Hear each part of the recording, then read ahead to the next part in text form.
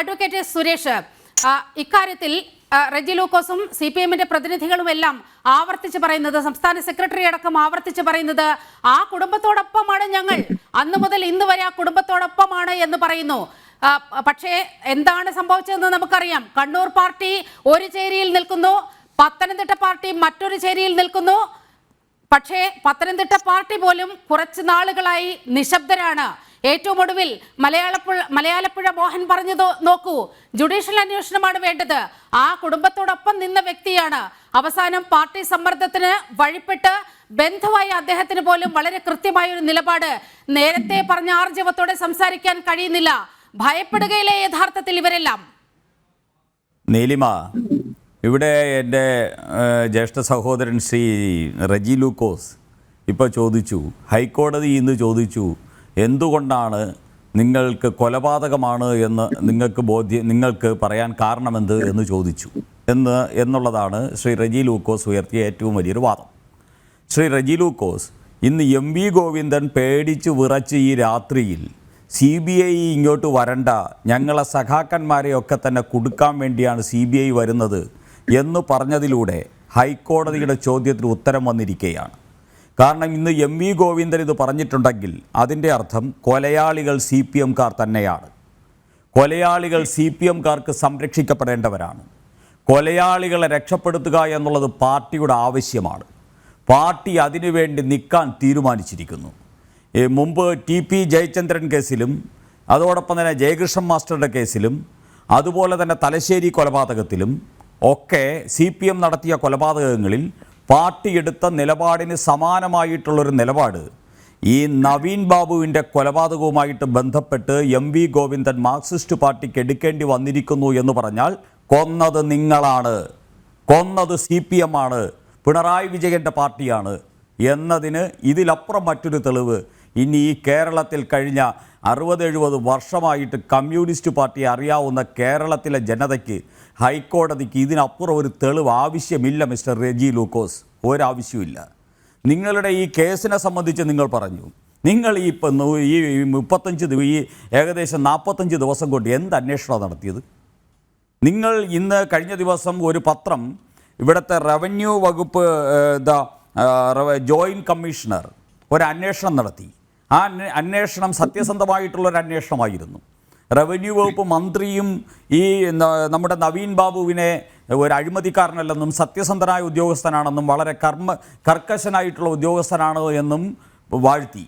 അതിനെ തുടർന്ന് ഒരു അന്വേഷണവും നടന്നു. ആ അന്വേഷണത്തിലും നവീൻ ബാബു മാന്യനാണെന്നും അഴിമതിക്കാരനല്ല എന്നും തെളിഞ്ഞു. അതിനെ സംബന്ധിച്ചുള്ള അന്വേഷണ റിപ്പോർട്ട് ചോദിച്ചപ്പോൾ പിണറായി വിജയൻ്റെ ആഭ്യന്തര വകുപ്പ് പറയുന്നത് തരാൻ പറ്റില്ല എന്ന് പറയുന്നു. എന്തുകൊണ്ട് തരാൻ പറ്റില്ല? നിങ്ങൾക്ക് ആരെയാണ് സംരക്ഷിക്കേണ്ടത്? PP ദിവ്യ എന്ന് പറയുന്ന നിങ്ങളുടെ ജില്ലാ പഞ്ചായത്ത് പ്രസിഡന്റിനെയാണോ? അതോ അന്ന് ഡ്രൈവർ കൊണ്ട് ക്ഷേത്രമുറ്റത്ത് വിട്ടുപോയ നവീൻ ബാബുവിനെ ആ ക്ഷേത്രമുറ്റത്ത് വിട്ടതിന് ശേഷം പിന്നെ ആ രാത്രി എന്ത് സംഭവിച്ചു എന്ന് ഇന്നേ വരെ ഒരു തുമ്പും കണ്ടെത്താൻ കഴിയാത്ത കേരളത്തിലെ പോലീസിനെയാണോ നിങ്ങൾ സംരക്ഷിക്കാൻ പോകുന്നത്? ആ ഓട്ടോ ഡ്രൈവർ, ഒരു ഓട്ടോക്കാരൻ കൊണ്ടുപോയി എന്ന് പറഞ്ഞ് ആ ഓട്ടോ ഡ്രൈവറെ കുറിച്ച് ഈ കേരളത്തിലെ നിങ്ങളുണ്ടാക്കിയ SITക്ക് ഇതുവരെ അന്വേഷിച്ച് കണ്ടെത്താൻ ഒന്നല്ല 3 ഓട്ടോറിക്ഷകളിൽ സഞ്ചരിച്ചു, 3 പ്രാവശ്യം അങ്ങോട്ടും ഇങ്ങോട്ടും ക്വാർട്ടേഴ്സിലേക്കും റെയിൽവേ സ്റ്റേഷനിലേക്കും 3 തവണ സഞ്ചരിച്ചു എന്നാണ് പോലീസ് തന്നെ പറഞ്ഞിട്ടുള്ളത്. അത്തരത്തിൽ ഏതെങ്കിലും വിധത്തിലുള്ള അന്വേഷണമോ CCTV ദൃശ്യങ്ങളോ ഒന്നും തന്നെ SIT കണ്ടെടുത്തിട്ടില്ലല്ലോ. മാത്രമല്ല, ഈ MV ഗോവിന്ദൻ പറഞ്ഞതിന് മുമ്പിൽ MV ജയരാജൻ മറ്റൊരു കാര്യം പറഞ്ഞു. അവിടുത്തെ നിങ്ങളുടെ ജില്ലാ സെക്രട്ടറി എന്താ പറഞ്ഞത്? കൈക്കൂലി വാങ്ങുന്നവനും ആണെന്നും അല്ലെന്നുമുള്ള 2 അഭിപ്രായമുണ്ട്, അതുകൊണ്ട് വിശദമായ അന്വേഷണം നടക്കണം എന്ന് പറഞ്ഞാൽ എന്താണ് എൻ്റെ അർത്ഥം? PP ദിവ്യ കൈക്കൂലി വാങ്ങിയവനാണ് എന്ന് പറഞ്ഞിരിക്കുന്നു, പൊതുസമൂഹം മുഴുവൻ കൈക്കൂലിക്കാരനല്ല എന്ന് പറഞ്ഞിരിക്കുന്നു. അപ്പോൾ അവിടുത്തെ പാർട്ടിയുടെ ജില്ലാ സെക്രട്ടറി പറയുന്നു PP ദിവ്യ കൈക്കൂലിക്കാരനാണെന്ന് പറഞ്ഞിരിക്കുമ്പോൾ ഒരു വിശദമായ അന്വേഷണം വേണം. കേരളത്തിലെ പിണറായി വിജയൻ സർക്കാർ വിശദമായ അന്വേഷണം നടത്തിയിട്ട് എന്താണ് തെളിയിക്കപ്പെടാൻ പോകുന്നത് എന്ന് മഞ്ജുഷ ഇന്ന് കേരളത്തിലെ ഹൈക്കോടതി, ബഹുമാനപ്പെട്ട ഹൈക്കോടതിയിൽ കൊടുത്തിരിക്കുന്ന ആ പരാതിയുടെ 11ാമത്തെ പേജിൽ വളരെ വ്യക്തമായിട്ട് പറഞ്ഞിരിക്കുന്നു. എന്താ പറഞ്ഞിരിക്കുന്നത്? ഇത് ഇങ്ങനെ വേണമെന്ന് പറയുന്നത് ഇവിടുത്തെ പോലീസ് പ്രതിയെ പിടിക്കാനല്ല, എൻ്റെ ഭർത്താവിനെ അഴിമതിക്കാരനാക്കാൻ വേണ്ടിയുള്ള തെളിവാണ് ശേഖരിച്ചുകൊണ്ടിരിക്കുന്നത്. ഈ കേസിലെ ഉത്തരവാദികളെ സംരക്ഷിക്കാൻ വേണ്ടിയാണ് ഈ സർക്കാർ പരിശ്രമിച്ചുകൊണ്ടിരിക്കുന്നത്. എൻ്റെ ഭർത്താവിനെ അഴിമതിക്കാരനാക്കാൻ വേണ്ടിയാണ് പരിശ്രമിച്ചുകൊണ്ടിരിക്കുന്നത് എന്ന് പറഞ്ഞിരിക്കുന്നത് നിങ്ങളുടെ തന്നെ റവന്യൂ വകുപ്പിലെ തഹസീൽദാർ തലത്തിൽ ഉദ്യോഗം വഹിക്കുന്ന ഈ നവീൻ ബാബുവിൻ്റെ ഭാര്യയാണ്, മഞ്ജുഷയാണ്. അപ്പോൾ മഞ്ജുഷ എന്ന് പറയുന്ന നവീൻ ബാബുവിൻ്റെ കമ്മ്യൂണിസ്റ്റ് കുടുംബമായിട്ടുള്ള നവീൻ ബാബുവിന് കമ്മ്യൂണിസ്റ്റ് പാർട്ടിയിലുള്ള വിശ്വാസം നഷ്ടപ്പെട്ടിരിക്കുന്നു, പിണറായി വിജയനിലുള്ള വിശ്വാസം നഷ്ടപ്പെട്ടിരിക്കുന്നു, ഈ സംസ്ഥാന സർക്കാരിലുള്ള വിശ്വാസം നഷ്ടപ്പെട്ടിരിക്കുന്നു, അതോടൊപ്പം തന്നെ ഇവിടുത്തെ പോലീസ് സംവിധാനത്തിലുള്ള വിശ്വാസം നഷ്ടപ്പെട്ടിരിക്കുന്നു.